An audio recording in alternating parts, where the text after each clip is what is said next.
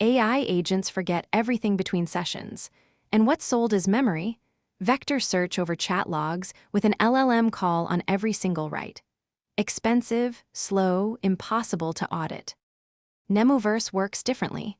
Memory organizes itself with geometry. Zero LLM calls on write, so writes are basically free and they're deterministic. Every memory knows where it came from, and forgetting actually works. It's live today. One command and Claude, Cursor, VS Code and ChatGPT share one memory. Hosted API, Python SDK, mcp-server in the official registry. 2,000 installs a month, 500 active users, first paying customers. And here's the part we're proudest of: we measure honestly. Leak-audited benchmarks, including the numbers that made us look worse. The research, peer-reviewed. Mnemoverse, the memory layer of the agentic stack.